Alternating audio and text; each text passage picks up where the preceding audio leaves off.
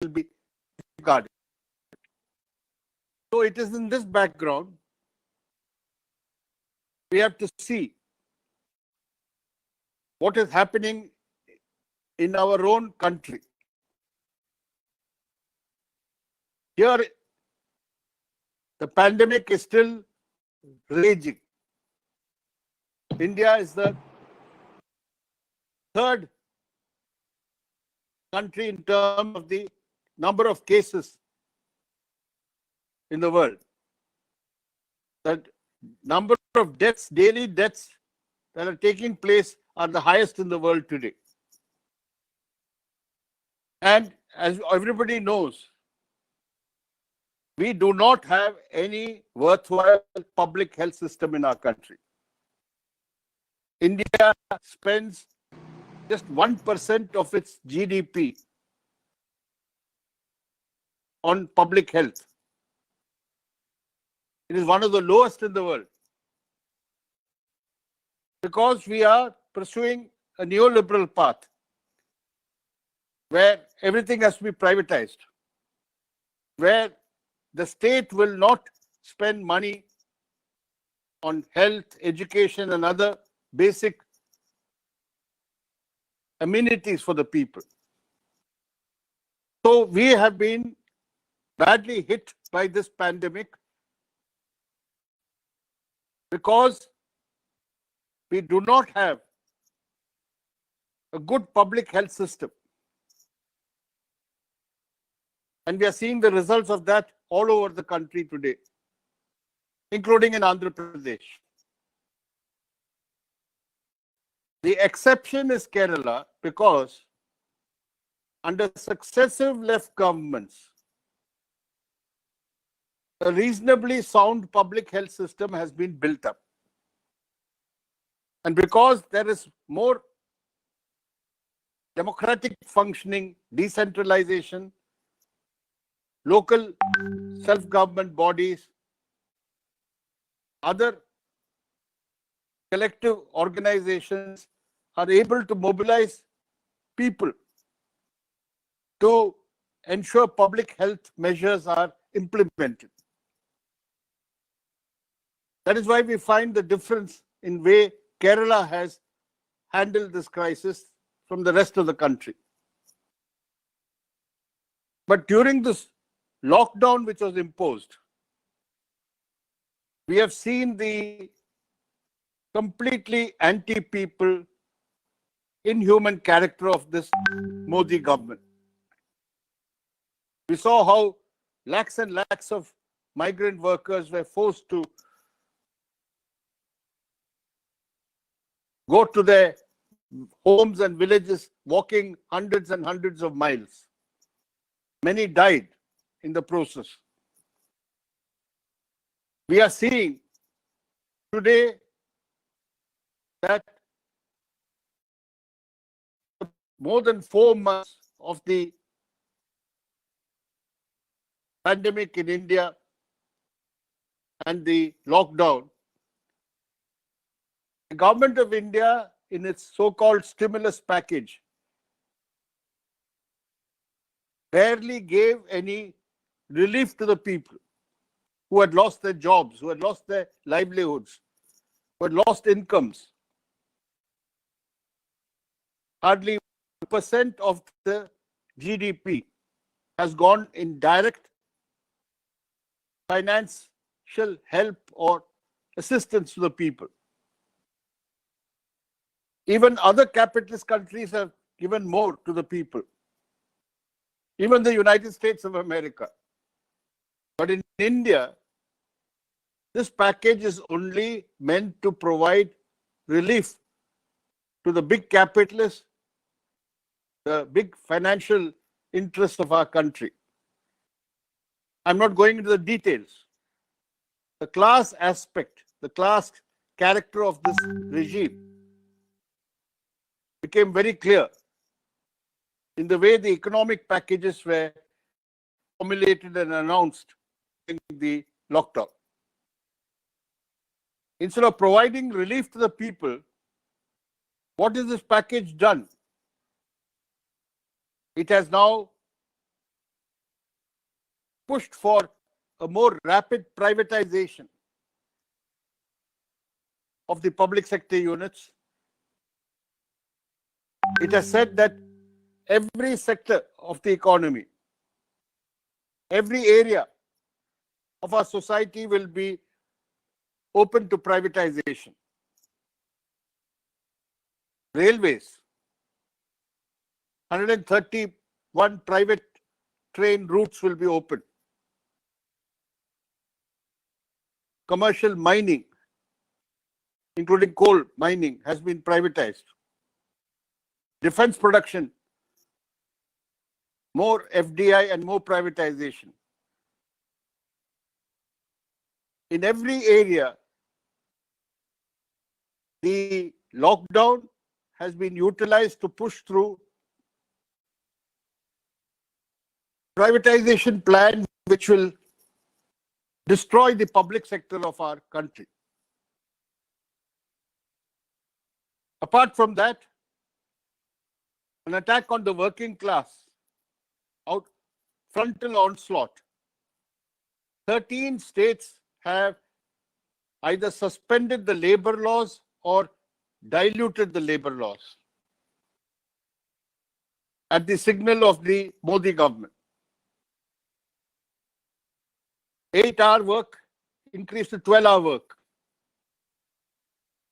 In Uttar Pradesh and Madhya Pradesh, all the labor laws has been suspended for a period of 3 years. So, on the one hand, the economic policy and package after the lockdown has meant further pampering of the monopolists, of the big corporates, of the super rich, and an outright onslaught on the rights of the working class.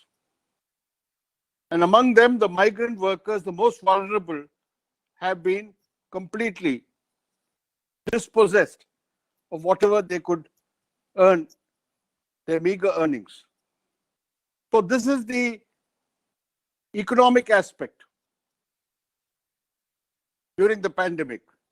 What had started before the pandemic, after the Modi government came back to power in May 2019, that has been stepped up. The second prong of the offensive is the Hindutva agenda. We saw before the pandemic itself, first they abolished Jammu and Kashmir as a state, abolished its special status under Article 370, broke up the state into 2 union territories, because Jammu and Kashmir was the only Muslim majority state in our country. The people of Jammu and Kashmir are being punished even today, 1 year after this. They had first a clampdown, then lockdown and the pandemic. Even today, unlike the rest of India, the people of Jammu and Kashmir have no 4G for their communications, on their mobile phones, or for their telecom. Still, scores and scores of political leaders and activists are in detention. Sometimes they are released, but they are put under house arrest. And just today, you saw at Ayodhya, the Prime Minister went to lay the foundation for the Ram temple. A trust, a private trust, is to construct the temple as per the Supreme Court's judgment. But the Prime Minister, the Governor of Uttar Pradesh, the Chief Minister of Uttar Pradesh, all presided over this function. It became a state function. This is what secularism has become in India under the Modi government. In name, we are a secular republic. In practice, the Hindutva concept of India, the Hindutva idea of a majoritarian state, which is Hindu Rashtra, is being put into place. And even during the pandemic, we have seen how India campaign was conducted targeting the Muslim community as the corona carriers. After the Tablighi Jamaat meeting in Delhi, sustained propaganda that it is the Muslims who are spreading the coronavirus, boycotting, calls for boycotting Muslims, not to buy things from their shops, getting rid of Muslim vendors in various localities. So the second wrong or offensive of Hindutva continuing. In Delhi, we saw how in the last 3 months, the Delhi police has started arresting all leading anti-CAA and NRC protesters, linking them to the communal violence in Northeast Delhi, which was instigated by the BJP and the RSS. So anybody who participated in the anti-CAA protests in Delhi is now considered to be part of a planned conspiracy for communal rioting. Many have been arrested under UAPA. Students from Jamia University, from JNU, some teachers, some retired, some former scholars from these universities and other social activists are being hounded today. At a time when the pandemic, the courts are not functioning fully. Many of these people who are arrested cannot even apply for bail. So this is the situation created by the Modi government during the pandemic. The third aspect is an outright assault on democratic institutions, democracy, and democratic rights.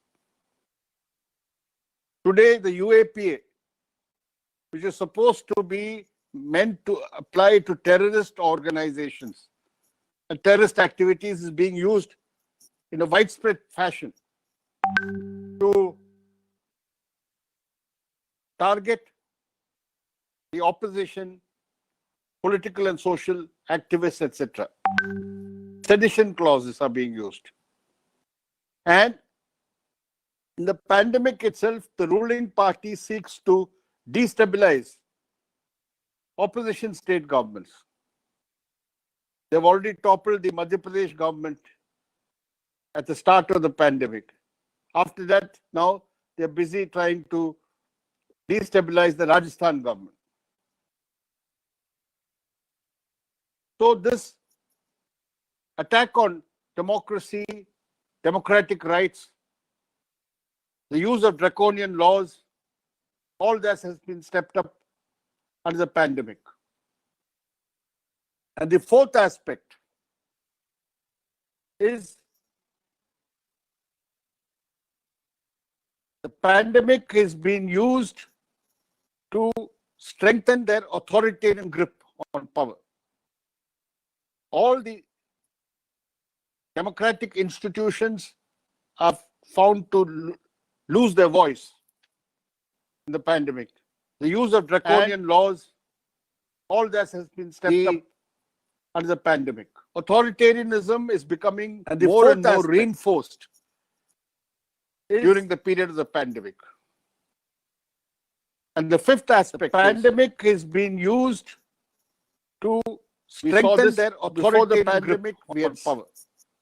Analyze that the Modi government, democratic institutions pursuing a neoliberal are found to policy lose their voice. It is aggressively pushing the Hindutva, the use of draconian laws. All that has been imposing its authoritarian grip and strengthening its ties with American imperialism.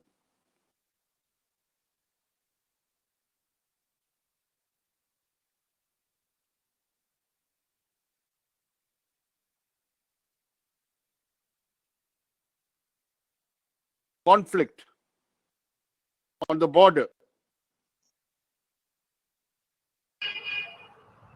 Prakash. Yeah. Video is gone. Yeah, I'm trying. Yeah.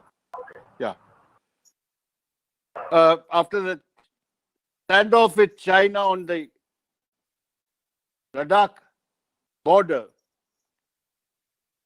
what has happened is India has got closer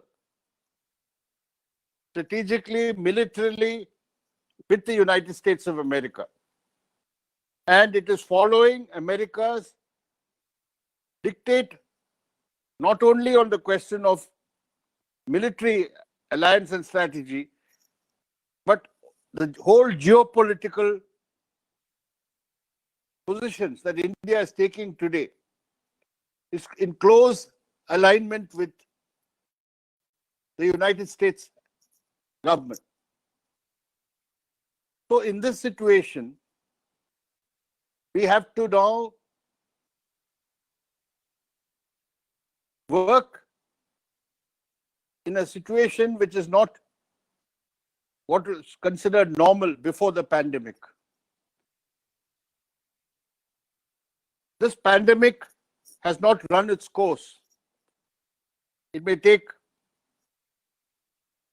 some more months, at least. So we have to, in the circumscribed situation, where we have to maintain precautions, we have to have physical distancing, we have to wear masks, we have to observe all the norms. But we cannot also allow the government to continue with these anti-people policy and attacks on democracy and its communal agenda. So in the last 2 or 3 months, we have been setting out what are the immediate tasks that we have to do. The government has increased petrol and diesel prices 16 days in a row at a time when international oil prices had fallen badly. How to put up resistance to that? Price rise is increasing now of various commodities. So farmers' distress is there. Working class, as I said, is already under attack. So in all these various issues, we have to take up and be able to step by step mobilize people and conduct struggles and develop movements. How can we do that with the pandemic still there? That is why we have first stressed we must have to take up local issues. How this pandemic has affected the stress, we must have lives of the people, destroyed their livelihood, how they need immediate relief, they need food, rations, they may need immediate health facilities, they may need to get access to various benefits which they are entitled to.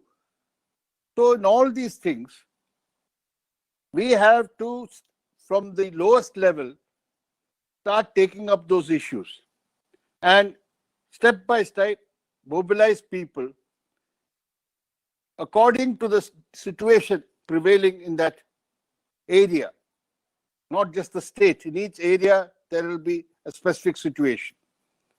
And then go towards broader mobilizations and wider mobilizations as the situation improves.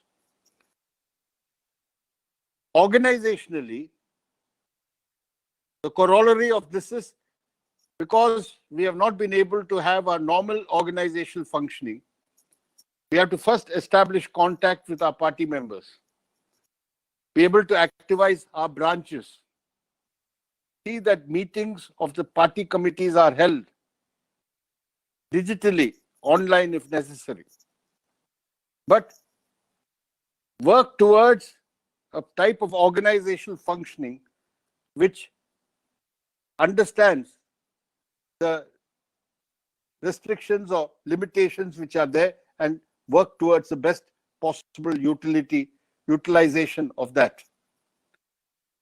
The other aspect is, in many places, the working class is able to fight and resist. We saw that happening in the 3-day strike of the coal mine workers. 5.3 lakh workers went on a united strike called by all the 5 coal federations against the auctioning of the coal blocks to private parties. 3-day strike took place. It took place at every colliery. Workers went on strike. You don't have to have big gatherings. On the success of that strike now, again in August, when the actual auction is going to take place, there's going to be a 1-day strike. So one section by section of people, scheme workers, they're going to go on a struggle. So such struggles will develop, and we must play a role of initiating or leading these struggles wherever it is possible. At the same time, our work also, the campaign that we have to conduct among the people, has to be done in a manner through the digital technology, through social media. All our political campaign, all our campaigns of exposure of the BJP and the RSS, and our alternative platform, all this we must be able to widely use the digital technology and the resources that are available to us. We have to learn to use it, and we have to be able to skillfully use it. And in the coming days, we have to take into account the political situation. The BJP and the Modi government have sought to utilize this pandemic to further consolidate their position politically. As far as the opposition is concerned, the main opposition party, the Congress party, is in crisis.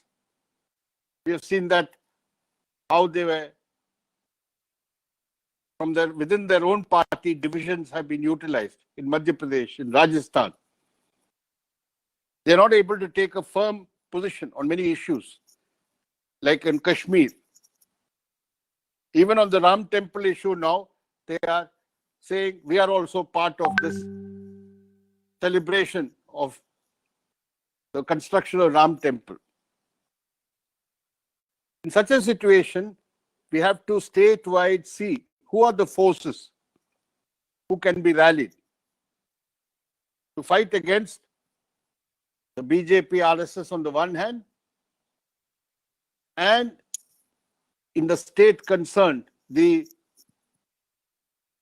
state government or the ruling party which is adopting anti-people policies, or those who are cooperating or allying with the BJP. And there, try to rally the forces on the basis of some broad platform of issues on which all of them can come under, or different sets of issues on which we can rally different forces. Because it's only when we are able to develop united struggles and broader movements that we can also infuse some strength and confidence in the opposition. And we, being the firmest fighters against Hindutva communism and neoliberalism, we have to play a role in trying to bring these forces together. Our own independent strength and initiative first. We must intervene to rally all the forces. And whichever issue it is, one of the issues which we have been neglecting, according to me, is public health and education of the people. This is the time when people have become conscious about the need for a public health system to take up concretely the village level, block level, taluk level, district level. What are the facilities we have? Upgrade our primary health centers, upgrade our taluk level hospitals, upgrade district level hospitals, provide better equipment, more doctors, more paramedical personnel. All these concrete demands we must be able to raise. And whatever level of activity or struggle, main thing is we must be able to maintain our links with the people and be with the people in this time of difficulty and distress. So we have now, in the post-pandemic period, we must be prepared. The policies and measures adopted by the Modi government will not be withdrawn after the impact. They've already tasted blood. They have been able to attack democratic rights. They'll continue to suppress democratic rights. They've been able to impose various burdens on the people. They will not withdraw those. They will continue to do that after the pandemic. So we must be able to prepare ourselves.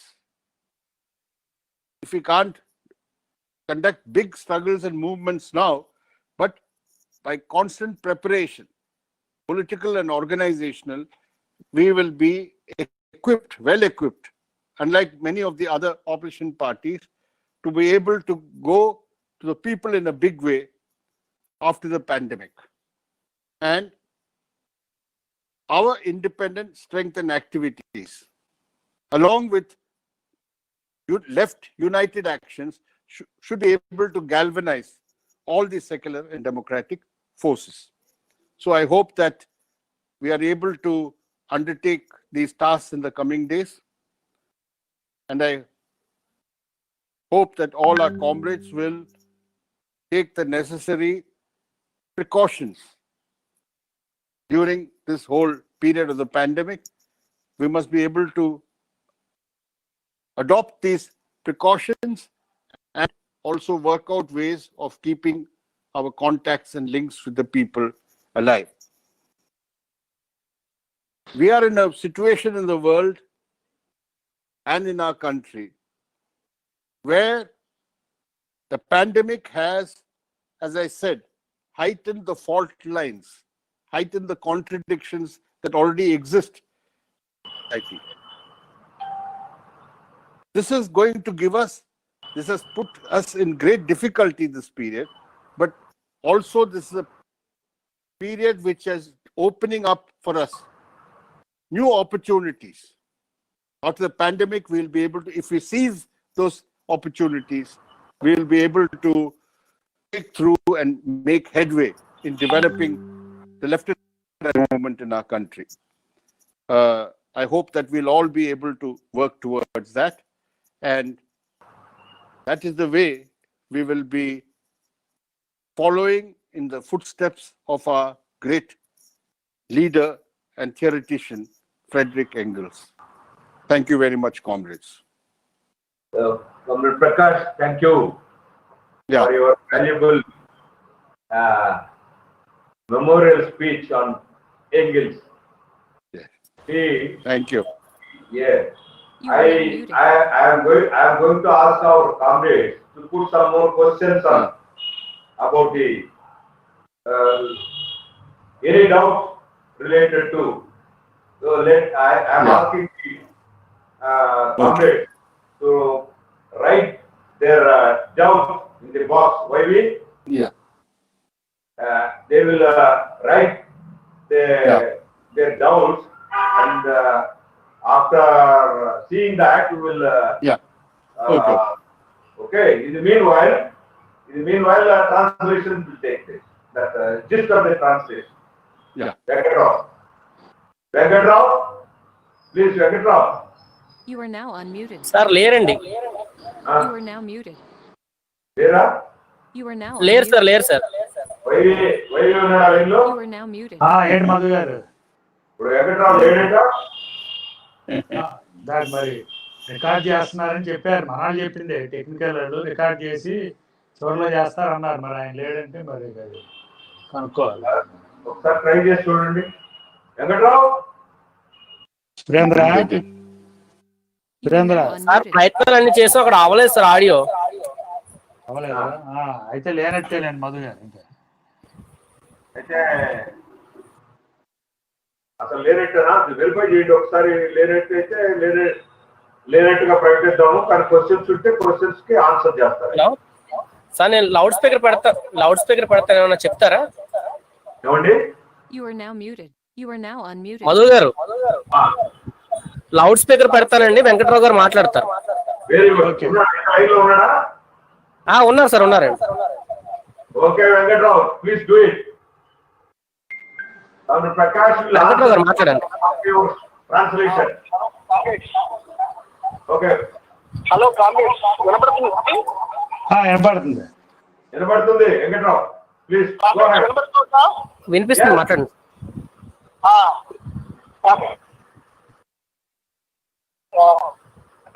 గారు ఈ సందర్భంగా Engels గొప్ప విప్లవకారుడు. ఆయన marks కి గొప్ప మిత్రుడు. Marks కి గొప్ప మిత్రుడు కాబట్టి ఆయన ఒక సహాయకుడిగా చాలా మంది చూస్తున్నారు. కానీ ఆయన కార్ల్ మార్క్స్ కి సహాయకుడు మాత్రమే చూడకూడదు. ఆయన సోషలిస్ట్ సిద్ధాంతాన్ని అభివృద్ధి చేయడంలో కార్ల్ మార్క్స్ తో కలిసి శాస్త్రీయ సోషలిస్ట్ సిద్ధాంతాన్ని అభివృద్ధి చేశారు. కార్మిక వర్గానికి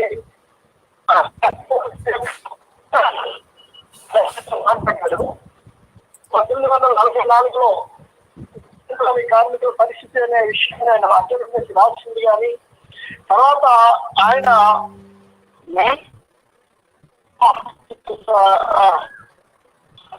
విషయం కానీ అలాగే డైలెక్టిక్స్ ఆఫ్ నేచర్, వ్యక్తిగత ఆస్తి, ఇలాంటి పుస్తకాలను ఆయన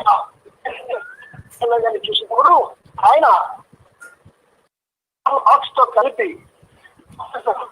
అభివృద్ధి చేసినటువంటి మనిషి. అందుకని ఈ రోజున మార్క్సిజం అంటే కేవలం మార్క్స్ రాసినటువంటి సిద్ధాంతంగా కాకుండా మార్క్స్ ఎంగెల్స్ యొక్క ఇద్దరిని కలిపిన సిద్ధాంతంగా మనం చూస్తామని చెప్తున్నారు.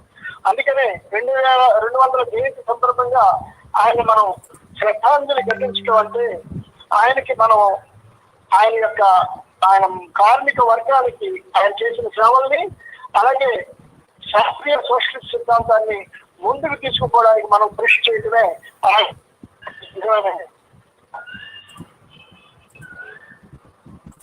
మహమ్మారి. ఈరోజు ప్రపంచం అసాధారణ పరిస్థితి. ఈ కరోనా భారతదేశాల్లో కాదు, భారతదేశంలో ఇప్పటికే 19 లక్షల మంది కేసులు గురైనారు. ఒక 40,000 మంది వరకు చనిపోయారు. ఈ మహమ్మారి పెట్టుబడిదారి మొత్తం ప్రపంచంలో వైరుధ్యాలు ఏ విధంగా ఆయన వివరించారు.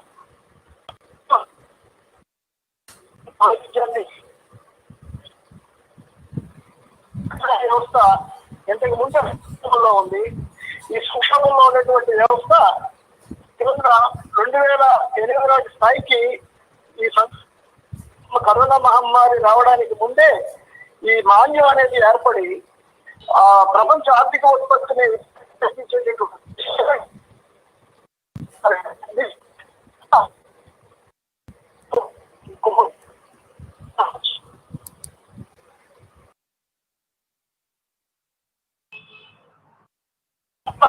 మంది ప్రజల యొక్క ఆదాయం నిరుద్యోగం పెరిగింది, లక్షలాది మంది నిరుద్యోగులైనారు. దానివల్ల కోట్ల సంఖ్యలో ప్రజల యొక్క జీవనోపాధి అనేది దెబ్బతిపోయింది, వాళ్ళ జీవన పరిస్థితి దెబ్బతిన్నాయి.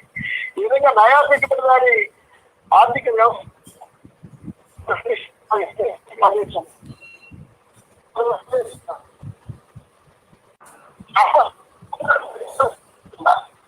పెట్టుబడిదారుల యొక్క లాభాలు మరింత లాభాలను గరిష్ఠించడానికి దీనిలో ఉపయోగపడ్డాయి.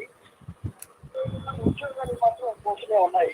ఆ విధంగా చూసినప్పుడు మొదటి వైరుధ్యం ఏదైతే ఉందో దానివల్ల పెట్టుబడి సమస్య ఉన్న వైరుధ్యం ఈ కరోనా కాలంలో చాలా ఉంటుంది. ఇక రెండవ వైరుధ్యం ధన్యవాదానికి అలాగే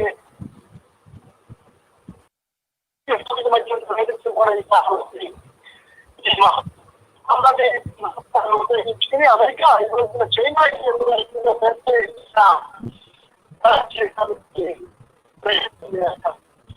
అది మహమ్మారిని కట్టడి చేయలేకపోయింది. ఈ రోజున ప్రపంచంలోనే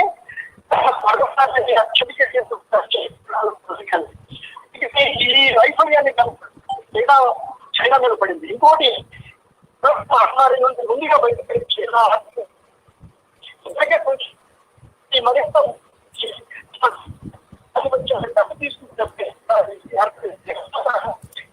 ప్రపంచంలో చైనా ఇతర దేశాల అమెరికా చాలా ఎక్స్పెన్సివ్ గా చాలా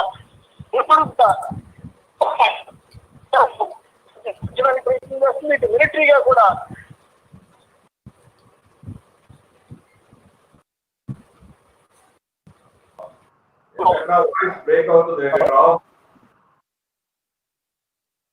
వాయిస్ బ్రేక్ అయింది వెంకట్రావు. సార్ ఆడియో కూడా కట్ అవుతుందండి. ఆడియో కట్ అయింది. హలో సార్ వినిపిస్తుంది, చెప్పండి. అందరికి మధ్య మధ్యలో బ్రేక్ అవుతుందండి మీ వాయిస్. అందుకే చైనా కానీ ఈ కరోనాని కట్టడి చేయడంలో సఫలమైనవి అని పెట్టుబడిదారు దేశాల్లో ఈ విషయం మనం గమనించట్లేదు. దానికి సామ్రాజ్యవాదానికి కొంచెం వైరుధ్యం మనకి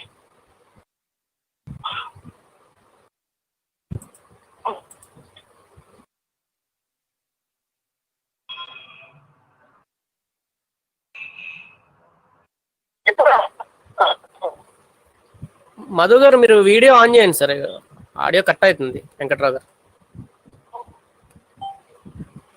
hello sir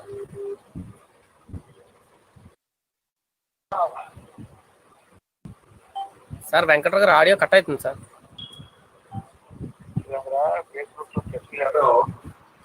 hello. You are now muted.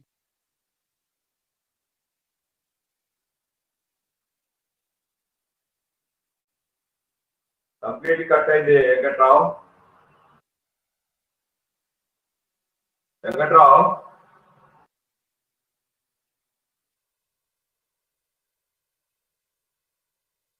You are now unmuted. మాట్లాడండి.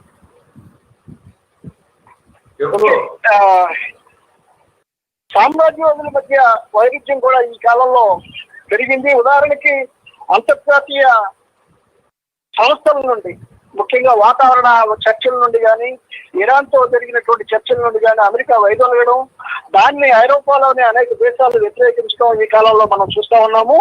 ఇది కూడా ఈ ఈ వైరుధ్యం పెరగడానికి మనం చూపిస్తున్నాం.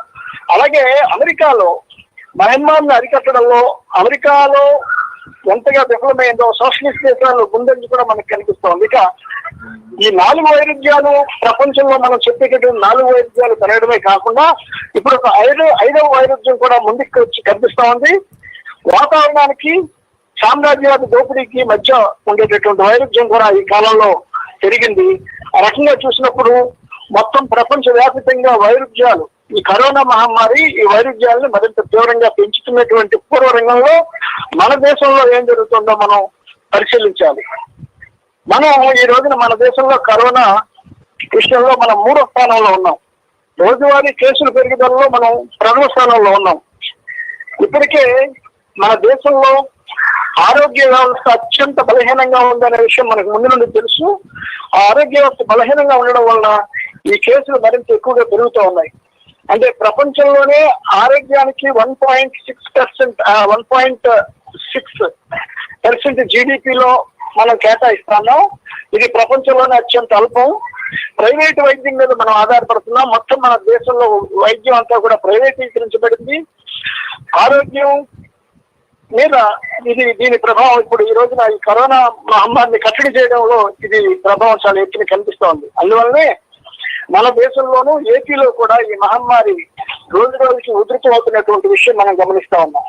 దీనికి భారతదేశంలో మినహాయింపు ఒకటి కారణం, ఒక్క కేరళ మాత్రమే మినహాయింపు కనిపిస్తా ఉంది. కేరళలో వామపక్ష ప్రభుత్వం తీసుకున్నటువంటి చర్యలు, ముఖ్యంగా అక్కడ మంచి వైద్య వ్యవస్థ పటిష్టంగా ఉండటము, అలాగే అధికార వికేంద్రీకరణ జరగటం, పంచాయతీరాజ్ వ్యవస్థ పటిష్టంగా పనిచేయటం, ఈ కరోనాని కట్టడం చేయడంలో ప్రజలను సమీకరించడంలో ప్రభుత్వం చాలా ఎఫెక్టివ్ గా సమర్థంగా పనిచేయడం వల్లనే కేరళ ఈ రకంగా కరోనాని కట్టడం చేయడంలో జయప్రదం కాగలిగింది.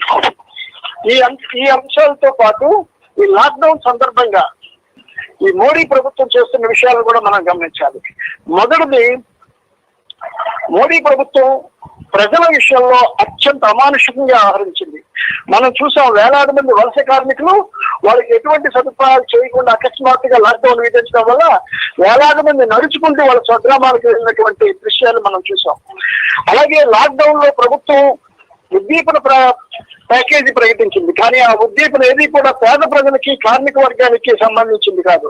ఈ ఉద్దీపన అంతా కూడా కార్పొరేట్ రంగానికి ఉపయోగపడే ఉద్దీపన కార్యక్రమాలను అది చేసింది.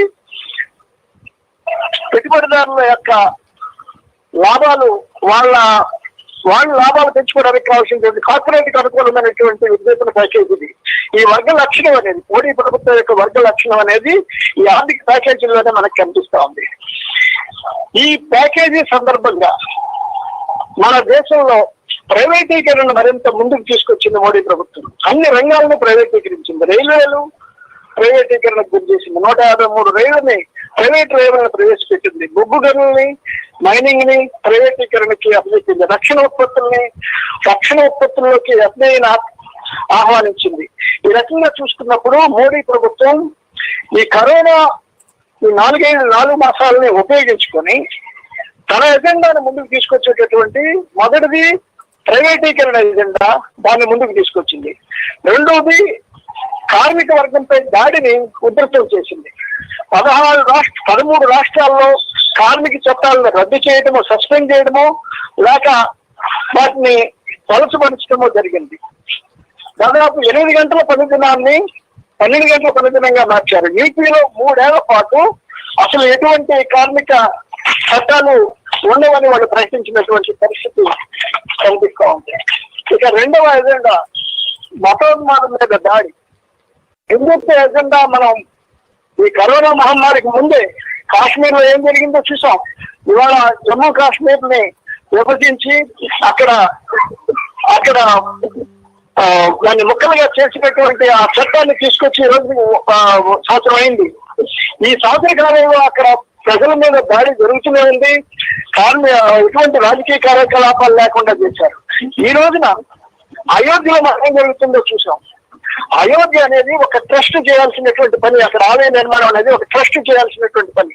కానీ దానికి ప్రధానమంత్రి హాజరయ్యారు, ఉత్తరప్రదేశ్ ముఖ్యమంత్రి హాజరయ్యారు, గవర్నర్ హాజరయ్యారు. వీళ్ళందరి సమక్షంలో అక్కడ శంకుస్థాపన కార్యక్రమం జరగడం అంటే హిందుత్వ ఎజెండాని మరింత ముందుకు తీసుకురావడం. భారతదేశ ప్రభుత్వం అనేది హిందూ ప్రభుత్వం, మెజారిటీ మత ప్రభుత్వం, హిందూ రాష్ట్రాలు ఏం చెప్తున్నారో ఆ రాష్ట్రంగా ప్రకటించడం కిందనే మనం పరిగణించాలి. అలాగే మహమ్మారి విషయంలో కూడా ముస్లిం వ్యతిరేక ప్రచారాన్ని ప్రభుత్వమే దగ్గరుండి ఎలా చేసిందో మనం గమనించాం. ముస్లింల వల్లే ఈ కరోనా మహమ్మారి వ్యాపించిందని ఆ టెక్నిక్ సంఘటనను ఉపయోగించుకుని ముస్లింలకు వ్యతిరేకంగా పెద్ద ఎత్తున ప్రచారం చేశారు. ఢిల్లీలో, యూపీలో అనేక చోట్ల ముస్లింల షాపులకు వెళ్ళకూడదని, ముస్లింల యొక్క దుకాణాల్లో కొనకూడదని పెద్ద ఎత్తున ప్రభుత్వం ప్రచారం చేసి రిస్ట్రిక్షన్స్ ఇచ్చినటువంటి పరిస్థితి మనం చూస్తా ఉన్నాం. ఇక ఢిల్లీ పోలీసులు ఈ కాలంలో ముస్లింలను పెద్ద ఎత్తున అరెస్టులు చేయటం, ఈ ఎన్ఆర్సీ, సిఏఏ వ్యతిరేక ఆందోళనలో పాల్గొనే వాళ్ళందరినీ కూడా పెద్ద ఎత్తున అరెస్టులు చేయటం అనేది ఈ సందర్భంగా ప్రవేశపెట్టింది. ఇదంతా కూడా అంటే ఎన్ఆర్సీకి, సిఏఏకి వ్యతిరేకంగా వాళ్ళు ఆందోళన చేయటం అనేది ఈ రోజున దేశంలో మత ఘర్షణలు రెచ్చగొట్టడానికి వాళ్ళు చేసిన కుట్ర అని పేరు, వాళ్ళ మీద కుట్ర కేసులు పెట్టడం. ఈ కేసులు పెట్టినప్పుడు కోర్టులు ఇప్పుడు పనిచేయట్లేదు కాబట్టి కేసులు పెట్టిన వాళ్ళు ఎవరు కూడా బెయిల్ తీసుకోవడానికి కూడా అవకాశం లేనటువంటి పరిస్థితి కల్పించింది. ఇప్పుడు ప్రజలు పని చేయడం మొదలుపెట్టింది. ప్రతిపక్షాలు ఎవరైతే ప్రతిపక్షాలు దేశద్రోహం కేసులు పెట్టడం, ప్రభుత్వాన్ని విధించే వాళ్ళని జైలు సంబంధించిన ఎటువంటి కార్యక్రమాలు చేస్తా ఉంది. తర్వాత ప్రతిపక్ష రాష్ట్రాలు వడగొట్టడం కూడా ఈ కాలంలో మనం చూస్తా ఉన్నాం. కరోనా రావడానికి లాక్డౌన్ కి కొద్ది రోజుల ముందే అంటే మధ్యప్రదేశ్ ప్రభుత్వాన్ని పడగొట్టింది, ఇప్పుడు రాజస్థాన్ ప్రభుత్వాన్ని పడగొట్టడానికి ప్రయత్నం చేస్తుంది. నాలుగవది మొత్తం ప్రభుత్వం నియంతృత్వ పట్టు పెంచుకుంటా ఉంది. మొత్తం దేశవ్యాప్తంగా కూడా అన్ని సంస్థల మీద తన నియంతృత్వ పట్టును పెంచుకుంటా ఉంది. ఐదవది భారతదేశాన్ని అమెరికా సామ్రాజ్యానికి మరింత చేరువ చేసేటటువంటి పరిస్థితి తీసుకొస్తా ఉంది. ఒక రకంగా చైనాతో లడఖ్ లో జరిగినటువంటి సరిహద్దు వివాదాన్ని ఉపయోగించుకుని చైనాకి చైనా వచ్చినటువంటి గొడవను ఉపయోగించుకుని భారతదేశ విదేశాంగ విధానాన్ని పూర్తిగా అమెరికాకి తొత్తుగా మార్చేటటువంటి ప్రయత్నాల్లోకి భారత ప్రభుత్వం పాలక వర్గాలు తీసుకుపోతున్నాయి. ఇది మనం గమనించాల్సినటువంటిది. ఇంతవరకు అమెరికాకు అనుకూలంగా ఉండడే కాదు, భూగోళ రాజకీయాల్లో ఈ రోజున అమెరికాని ఒక తోకగా భారతదేశం మార్చేటటువంటి పరిస్థితి కూడా మనం చూస్తా ఉన్నాం. అందుకని మొత్తంగా చూసుకున్నప్పుడు మొత్తం అన్ని వైరుధ్యాల పరిస్థితులన్నీ కూడా చాలా తీవ్రంగా ఉన్నాయి. మరో కొన్ని మాసాల పాటు కరోనా మహమ్మారి ఉంటుంది. మనం ఏం చేయాలి? మనం పార్టీగా మనం ఏం చేయాలి? సభ్యులుగా మనం ఏం చేయాలంటే, ఒకటి ముందు మనం జాగ్రత్తలు తీసుకోవాలి. మనం ఈ కరోనా మహమ్మారి సమయంలో ప్రతి పార్టీ కార్యకర్త కూడా తగినటువంటి జాగ్రత్తలు తీసుకుంటూ, అదే సమయంలో ఈ ప్రభుత్వ ఎజెండాలకు వ్యతిరేకంగా ప్రభుత్వం ఏదైతే ముందుకు తీసుకొస్తుందో వీటికి వ్యతిరేకంగా వీటిని ఆమోదించేదానికి వీల్లేని పద్ధతిలో ప్రజల్ని సమీకరించాల్సినటువంటి అవసరం కూడా ఉంది. గత 3 మాసాలు మనం చూసుకుంటే ప్రభుత్వం పెట్రోల్ ధరలు పెంచింది. దానికి వ్యతిరేకంగా మనం ప్రజలు సమీకరించాల్సినటువంటి అవసరం ఉంది. ధరలు పెరిగాయి, రైతుల సంక్షోభం మరింత బెదిరింది, కార్మిక వర్గం మీద దాడులు పెరిగినాయి. ఈ అన్ని సమస్యల మీద మనం ప్రజలను సమీకరించాలి, ఉద్యమాలు నిర్మించాలి. ఎలా నిర్మించాలంటే ఇప్పుడు పెద్ద ఎత్తున మనకు ఉన్నటువంటి అవకాశాలు లేవు, పెద్ద ఎత్తున ప్రజలు సమీకరించేటటువంటి అవకాశాలు లేవు. కాబట్టి స్థానికంగా కింది స్థాయి నుండి ప్రజలు చిన్న సమస్యల మీద సమీకరించి ప్రజల యొక్క నాడిని బట్టి, పరిస్థితిని బట్టి ఒక్కొక్క స్థాయిలో ముందుకు తీసుకుపోతూ ఉద్యమాలను విస్తృతం చేయాల్సినటువంటి అవసరం ఉంది. స్థానిక ప్రజలు వాళ్ళ జీవనం కోసం, వాళ్ళ సదుపాయాల కోసం, ఆరోగ్యం కోసం, ఆహారం కోసం ఆందోళన చెందుతున్నారు. ఈ సమస్యలను తీసుకొని మనం ఆందోళన చేపట్టాలి. ఈ సమస్యలను తీసుకొని ప్రజలను మనం సమీకరించాల్సిన అవసరం ఉంది. కింద నుండి ప్రజలను సమీకరిస్తూ పై ఒక్క మెట్టు పైకి తీసుకువెళ్లాల్సిన అవసరం ఉంది. ఆయా ప్రాంతాల్లో పరిస్థితిని బట్టి విస్తృత సమీకరణలు మనం చేయొచ్చు. అలా ఇది మొదట చేయాల్సినటువంటి పని. రెండవది సంస్థాగతంగా కూడా మనం ఇప్పుడు పరిస్థితిని మనం గమనించాలి. ఇప్పుడు మనకి సంస్థాగతంగా చూసినప్పుడు సాధారణ పరిస్థితి లేదు. అందువల్ల ఇవాళ సాధారణ పరిస్థితులు లేని పరిస్థితుల్లో మన సద్గుణాలు ఇంకా ఏర్పాటు చేసుకోవాలి, మన సద్గుణంతో టచ్ లో ఉండాలి, అలాగే మన శాఖలు నడిచేది చూడాలి. దీనికి డిజిటల్ మీడియాని, డిజిటల్ టెక్నాలజీని మనం ఉపయోగించుకోవాలి. సంస్థాగత పని పెరిగే ఆర్గనైజేషన్, పార్టీ నిర్మాణ పని పెరిగేటట్లు మనం చూసుకోవాలి. మరొక వైపు అనేక చోట్ల కార్మికులు వ్యతిరేకంగా దాదాపు 1,00,000 మంది కార్మికులు పెద్ద ఎత్తున 3 రోజులు సమ్మె చేశారు. అలాగే సెక్షన్ల వారీగా ఈ రోజున పోరాటాలు జరుగుతున్నాయి, ఇంకా ముందుకు వచ్చే అవకాశాలు కనిపిస్తున్నాయి. మనం డిజిటల్ సోషల్ మీడియాను ఉపయోగించుకొని ఆ పోరాటాలు వచ్చినప్పుడు ఆ పోరాటాలను మనం నాయకత్వం వహించడానికి ప్రయత్నం చేయాల్సినటువంటి అవసరం ఉంది. అలాగే మన రాజకీయ ప్రచారాన్ని ముందుకు తీసుకుపోవాలి. డిజిటల్ సోషల్ మీడియాను ఉపయోగించుకొని బీజేపీ, ఆర్ఎస్ఎస్ ని ఎండగట్టేటటువంటి ప్రయత్నం చేయాలి. అలాగే మన ప్రత్యామ్నాయాన్ని కూడా ప్రజల ముందుకు తీసుకురావడానికి మనం ఈ మీడియా ద్వారా మనం ప్రచారం చేయాల్సినటువంటి అవసరం ఉంది. రానున్న రోజుల్లో రాజకీయ పరిస్థితి మనం గమనిస్తూ ఉండాలి. బీజేపీ ఇంకా బలపడడానికి, గట్టిపరచుకోవడానికి ప్రయత్నాలు చేస్తా ఉంది. కాంగ్రెస్ లోని బలహీనతలని, తగాదాలను ఉపయోగించుకొని అది మరింతగా తన పట్టును తెచ్చుకోవడానికి ప్రయత్నం చేస్తా ఉంది. కాంగ్రెస్ విధానాలు కూడా బీజేపీకి ఏమి ప్రత్యామ్నాయ విధానాలు కావు. అనేక విషయాల్లో, ముఖ్యంగా కాశ్మీర్ కానీ లేకపోతే వాళ్ళ రామ మందిరం, ఈ విషయాల్లో బీజేపీకి ప్రత్యామ్నాయంగా దీన్ని ముందుకు తీసుకురావట్లేదు. అందుకని మనమే ఈ రోజున కాంగ్రెస్ ఇది కాకుండా మనమే ఈ రోజున ప్రజల్ని బీజేపీ విధానాలకు వ్యతిరేకంగా ప్రజలను సమీకరించాల్సినటువంటి పని మన విమర్శించాలి మీద ఉంది, మనం ఆపరించాల్సినటువంటి అవసరం ఉంది. అందుకనే ముందుగా మనం చొరవ తీసుకోవాలి, మన స్వతంత్ర పనిని పెంచుకోవాలి. స్వతంత్ర పని ద్వారా వామపక్షాలను సమీకరించాలి, ప్రజల్లో నమ్మకం కలిగించాలి. మన స్వతంత్ర పని ద్వారా వామపక్షాలను సమీకరించడం ద్వారా, విస్తృతమైన పోరాటాలను తీసుకురావడం ద్వారా మనం ప్రజల్లో నమ్మకం కలిగించాలి, ఇతర ప్రతిపక్షాల్లో కూడా నమ్మకం కలిగించాలి. కొద్ది రోజుల పాటు కరోనా ఉంటుంది, కొన్నాళ్ళ తర్వాత ఈ కరోనా అయిపోయేటప్పటికి మనం ఒక శక్తిగా, ప్రజలను సమీకరించే శక్తిగా ముందుకు రావాలంటే ఈ కాలంలో మనం చేసేటటువంటి కృషి మీద అంతా ఆధారపడి ఉంటుంది. ముఖ్యంగా విద్య, వైద్యం, ఈ వ్యవస్థల మీద ప్రజల్లో వస్తున్నటువంటి అసంతృప్తి ఏదైతే దాన్ని మనం ఉద్యమాల కింద ఉపయోగించుకోవడానికి ప్రయత్నం చేయాలి. ప్రజలతో సంబంధాలను నిత్యం కొనసాగించాలి. వాతావరణం అనుకూలించిన వెంటనే మనం ప్రజాతత్వ లౌకిక శక్తులకి నాయకత్వం వహించే పద్ధతిలో మనం ముందుకు రావడానికి కావలసిన వాతావరణం, కావలసిన ప్రాతిపదికను మనం ఏర్పాటు చేసుకోవాలి. కాబట్టి చివరిగా నేను చెప్పేది ఏంటంటే, మన కార్యకర్తలందరూ కూడా జాగ్రత్తలు తీసుకోవాలి, కరోనా బారి పడకుండా జాగ్రత్తలు తీసుకోవాలి. అదే సమయంలో ఈ కాలంలో ఎంత కష్టమైనా సరే మనకి కొన్ని అవకాశాలు కూడా వచ్చినాయి. ఈ పెరుగుతున్న వైరుధ్యాలు మన ఉద్యమ పెరుగుదలకు కావాల్సిన అవకాశాలను కూడా ఏర్పాటు చేస్తా ఉంది. ఈ అవకాశాలను ఉపయోగించుకొని మన పార్టీ ఉద్యమాన్ని, ప్రజా ఉద్యమాన్ని ముందుకు తీసుకురావడానికి, బలోపేతం చేసుకోవడానికి మనందరం కూడా ప్రయత్నం చేస్తామని ఆశిస్తున్నాం. You are now muted. You are now unmuted. You are now muted. Hello. Lower. You are now unmuted. మధుగా పిలుస్తున్నారు.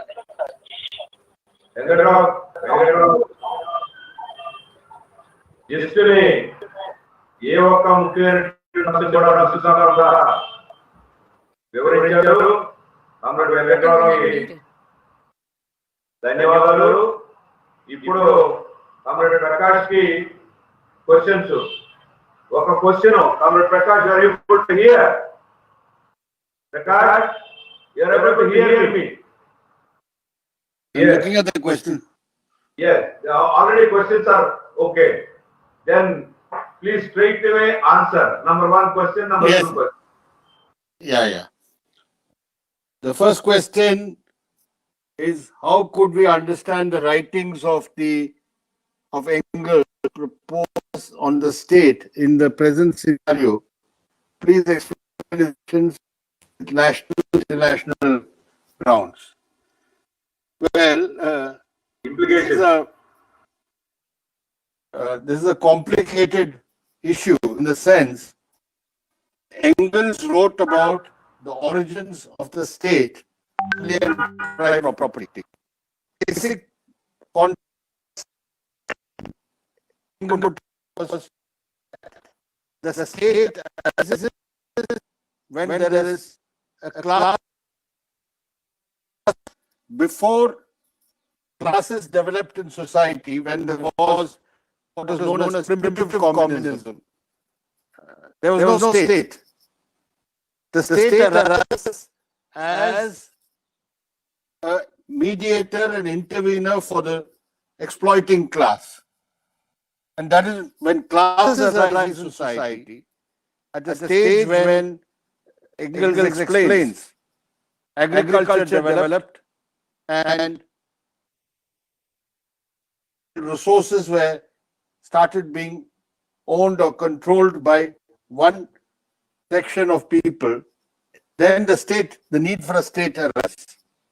When there were hunter-gatherers in society, there was no such class division, and therefore no state was required. And how the concept of property, private property, is connected to the rise of class division, and also the concept of family. In primitive communism and in hunter-gatherer societies, the family we think of now in terms of the nuclear family, that sort of family did not exist. The family concept arose along with private property and the division of classes, and therefore the state.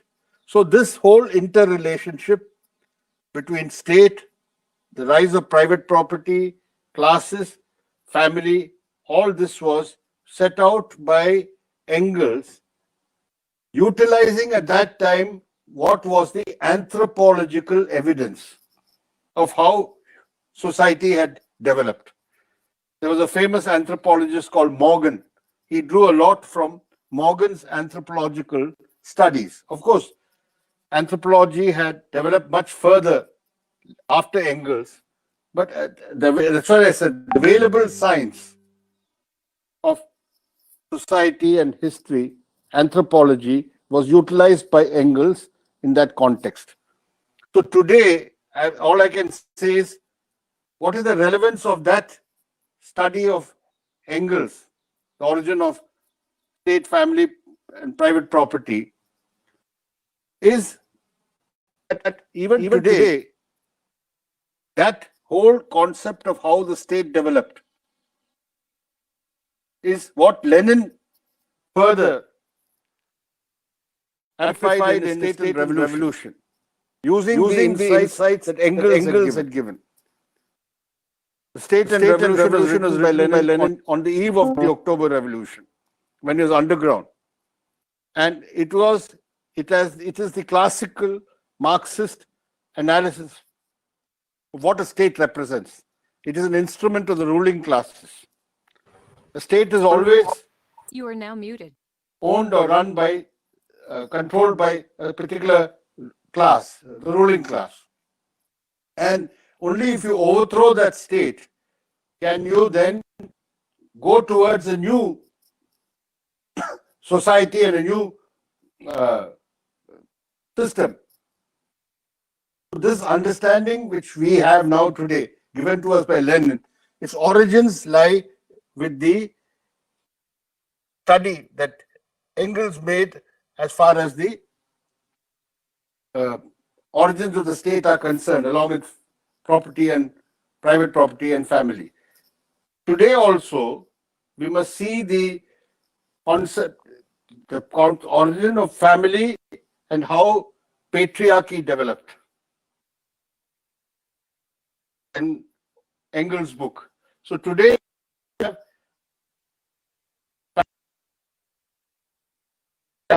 and we have private property. They have evolved or developed over the period. Today, state is not the state which was there in the early period of capitalism. But the seeds, the origins, the class essence of that state is what Engels talked about. Similarly, today, patriarchy exists. When we talk about women's rights, we talk about women's emancipation, the scientific understanding of patriarchy developed, and the family was the form in which patriarchy was exercised. From Engels. Any feminist worth her salt cannot ignore what Engels wrote about the family. And so, as I said, made an original contribution. He was not just an assistant to Karl Marx. So we must understand the significance of Engels. The second question, what are the experiences of worldwide workers' agitations in this pandemic situation? Here again, worldwide, of course, the normal working class activities and the working class movement has not been able to take place because of the pandemic. Firstly, because of lockdown in many the world, in many countries, factories were closed, offices were closed. So everything was shut. Second, even when they have reopened, even when they are doing so in very restricted conditions. So even in the course of the pandemic, workers have struggled. For example, in Italy, where the coronavirus pandemic was very bad in the months of April and May, which is the first European country to be badly hit, many workers actually went on strike saying you cannot run the factories in the normal way. It poses a hazard, health hazard.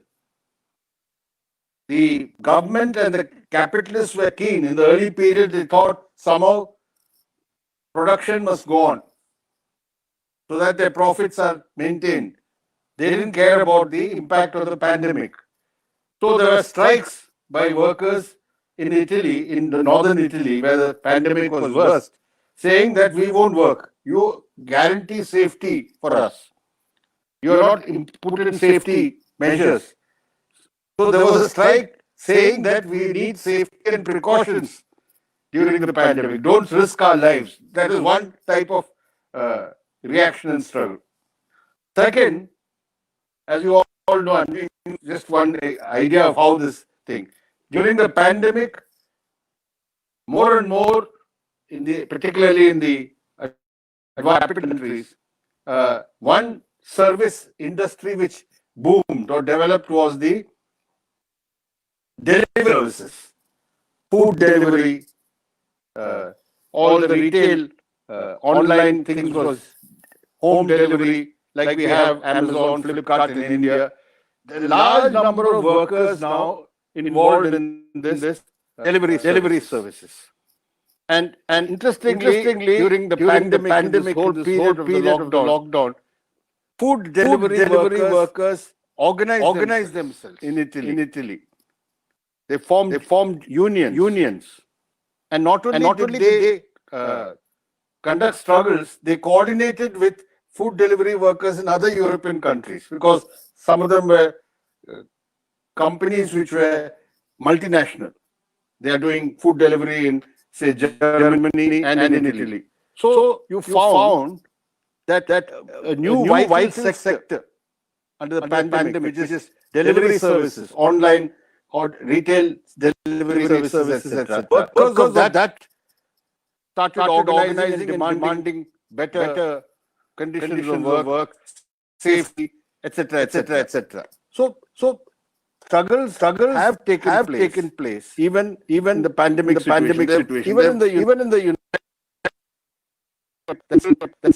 some industries in fact because they have cut some of their benefits and wages. On that also there have been struggles. Though of course, taking an overall view, you couldn't have the type of struggles which you would have had in normal times, but the spirit of struggle and resistance was very much manifested in various countries during the course of the struggle. I mentioned in India itself, we could have not imagined a 5.3 lakh workers, coal mine workers strike for 3 days.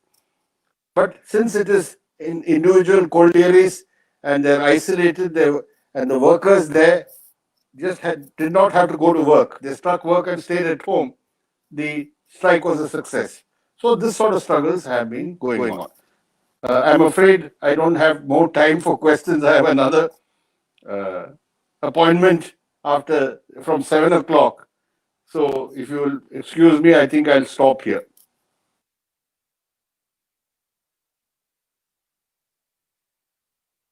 Okay.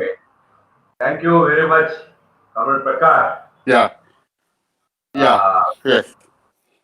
The present task is presented before us.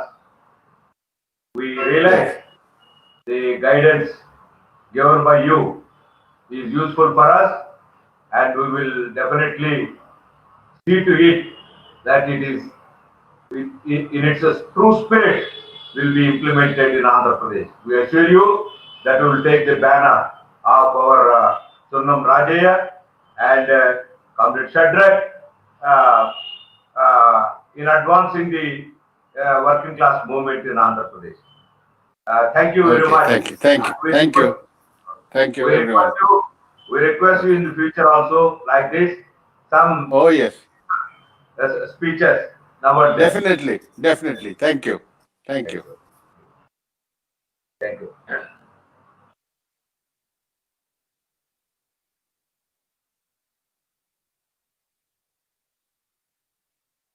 You are now unmuted. Madhu గారు song play చేస్తున్నామండి. Song play చేస్తున్నాం. Play చేయ. You are now muted. Play చేయ.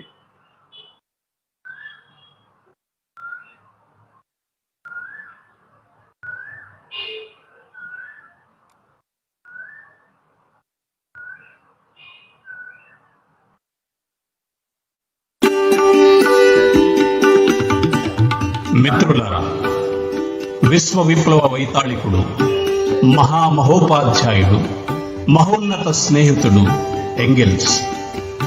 Marxism ఒకరి పేరుతో చలామణి అవుతున్న నిజానికది విశ్వమానవ కళ్యాణం కోసం తప్పించి అహరహం శ్రమించిన మార్క్స్ ఎంగెల్స్ ఉమ్మడి కృషి ఫలం. మార్క్స్ గురించి మాట్లాడినప్పుడు ఎంగెల్స్ గురించి మాట్లాడినప్పుడు మార్క్స్ గురించి మాట్లాడకుండా ఉండలేము. మానవ జాతి చరిత్ర గతిని మార్చిన కమ్యూనిస్టు ప్రణాళిక ఆ ఇద్దరి మేధోమదనంలో ఉద్భవించిన అద్భుత సైద్ధాంతిక కరదీపిక. మార్క్స్ కోసం కొవ్వొత్తిలా కరిగిపోయిన జీవితం ఎంగెల్స్ది. పెట్టుబడి గ్రంథం పూర్తయిన సందర్భాన, నా ప్రియమైన మిత్రమా, నా కోసం నిన్ను నువ్వు త్యాగం చేసుకోకపోతే ఈ బృహత్తర ప్రణాళిక పూర్తి చేయలేదు. 2 చేతులా నిన్ను నా హృదయానికి హత్తుకుంటున్నాను అంటాడు మార్క్స్. తాత్వికుడు, సాత్వికుడు, మానవుడు, ప్రేమికుడు, స్నేహమంటే బంధమంటే ఇలా ఉండాలని కాలానికి సందేశం ఇచ్చిన ఆ ఎంగెల్స్ మహాశయునికి 200వ జయంతి ఘన నివాళులు అర్పిస్తూ సిపిఎం ఆంధ్రప్రదేశ్ కమిటీ అందిస్తున్న విప్లవ నీరాజనం ఈ గీతం. గీత రచన శ్రీ నల్లి ధర్మారావు, స్వరకల్పన శ్రీ గరిమెళ్ల గోపాలకృష్ణ, సంగీతం శ్రీ పైరు, గానం శ్రీమతి సుజాత వాసు, నిర్వహణ ప్రజానాట్య మండలి, రాష్ట్ర కేంద్రం.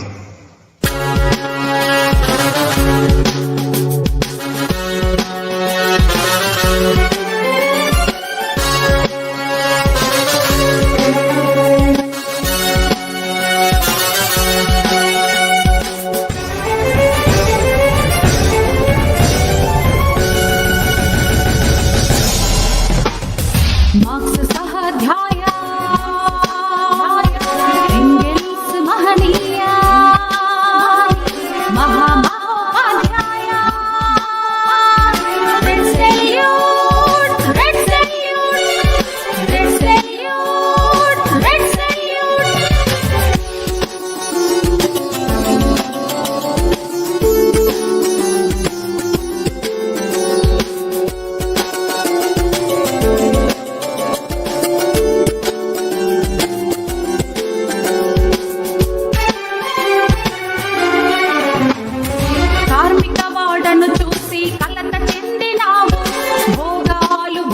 భాగ్యాలు కాలదన్నినావు.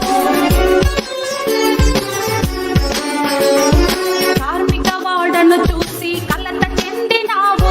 భోగాలు భాగ్యాలు కాలదన్నినావు. కమ్యూనిస్టు లీగుతో కలతి కదలినావు. మార్క్సిజం గమనానికి మరో ప్రాణమైనావు. కమ్యూనిస్టు లీగుతో కలతి కదలినావు. మార్క్సిజం గమనానికి మరో ప్రాణమైనావు. మార్క్సిజం గమనానికి మరో ప్రాణమైనావు. మహోపాధ్యాయ ఎంగిల్స్ మహనీయ. Red salute, red salute, red salute, red salute.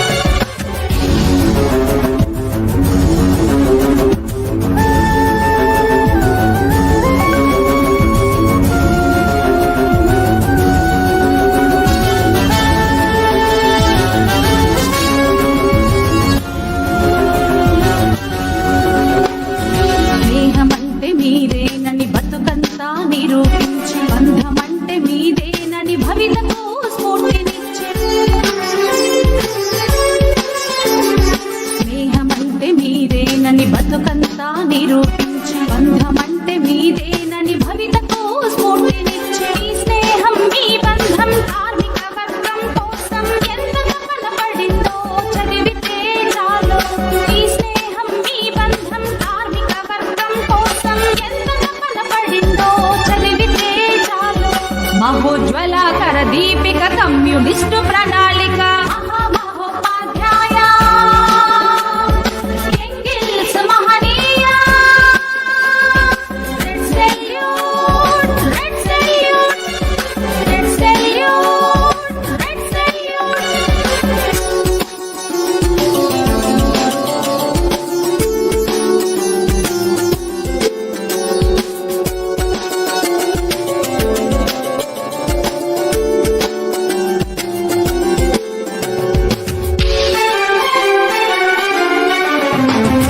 Socialism ఏ కొందరి సుందర స్వప్నమే కాదని, వ్యవస్థ సంఘర్షణలో తప్పని పరిణామమని.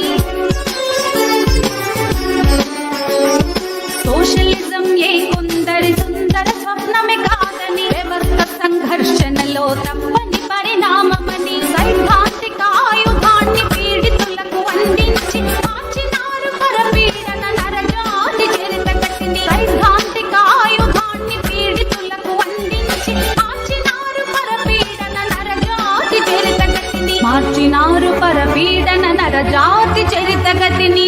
మహోపాధ్యాయ ఎంగిల్స్ మహనీయ. Red salute, red salute, red salute, red salute.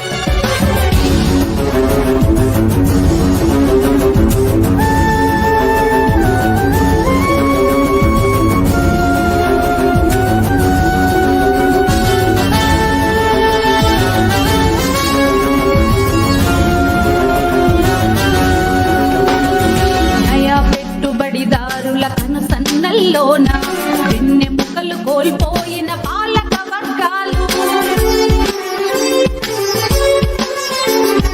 నయ పెట్టుబడిదారుల కనుసన్నల్లోన వెన్నెముకలు కోల్పోయిన పాలక వర్గాలు. కార్మిక వర్గం హక్కుల రెక్కలు విరిచేస్తుంటే ప్రతిఘటన ఉద్యమాల ఊపిర్లైనారు. కార్మిక వర్గం హక్కుల రెక్కలు విరిచేస్తుంటే ప్రతిఘటన ఉద్యమాల ఊపిర్లైనారు. పూర్తిదాతలారా అందుకోండి జోహార్లు, అందుకోండి జోహార్లు, అందుకోండి జోహార్లు.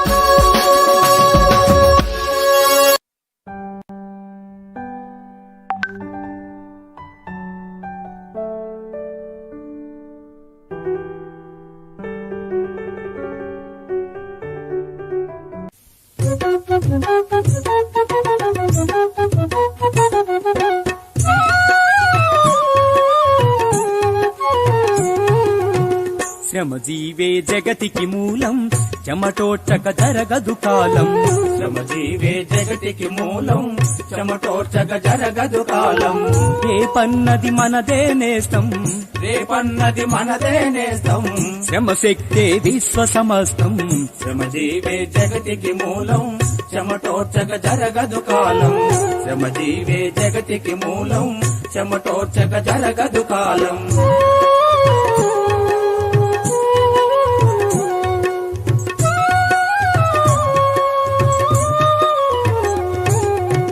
ప్రకృతికి ప్రతి సృష్టిని చేశాం భావాలకు భాషను కూర్చాం ప్రకృతికి ప్రతి సృష్టిని చేశాం భావాలకు భాషను కూర్చాం మానవాళి మనుగడలోనే మరపురాని మలుపులు తెచ్చాం సౌందర్యం శ్రమదేనండో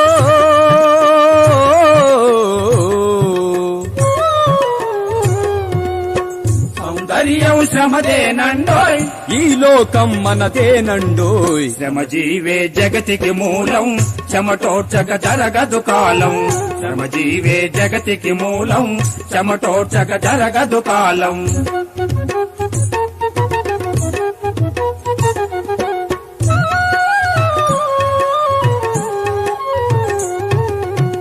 బీడుగొట్టి సాగును చేశాం పిడికిలితో పిడుగులు పట్టాం బీడుగొట్టి సాగును చేశాం పిడికిలితో పిడుగులు పట్టాం ప్రకృతిపై యుద్ధం చేస్తూ జగతికొక్క దారిని చూపాం యుగ యుగాల మానవ చరితలో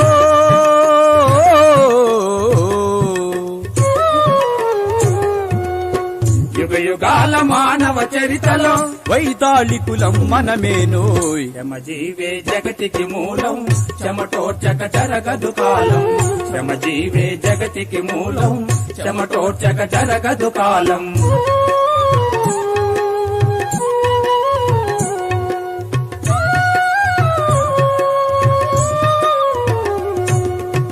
పలుగులతో కొండను తొలిచాం భూగర్భపు లోతులు కొలిచాం పలుగులతో కొండను తొలిచాం భూగర్భపు లోతులు కొలిచాం ఖనిజాలను బయటకు తీసాం జలధారల దారులు మలిచాం శ్రమశక్తికి ఎదురేదండో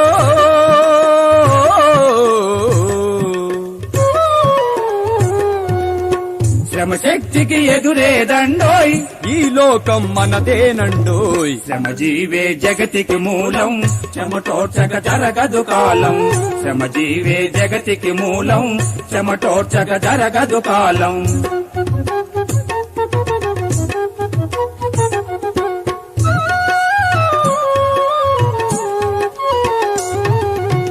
కండలన్నీ కరిగిస్తున్నాం ఫ్యాక్టరీలు నడిపిస్తున్నాం కండలన్నీ కరిగిస్తున్నాం ఫ్యాక్టరీలు నడిపిస్తున్నాం రోదసిపై పాదం మోపే రాకెట్లను నిర్మిస్తున్నాం విశ్వశక్తి మనమేనండో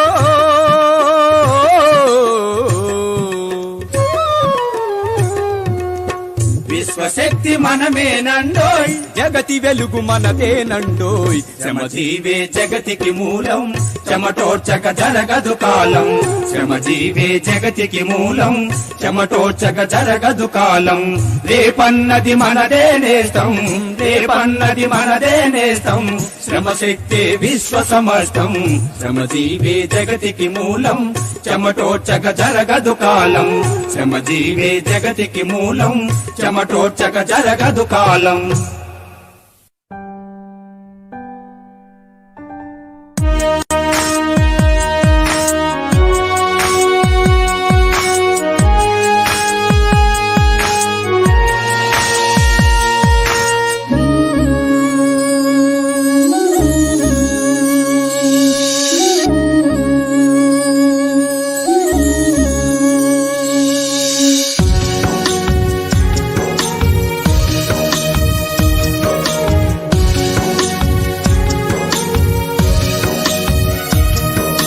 మార్క్సిజం ఒక నిజం మరణమే లేనిది మానవతకు దారి చూపు కంటి చూపురాయిది మార్క్సిజం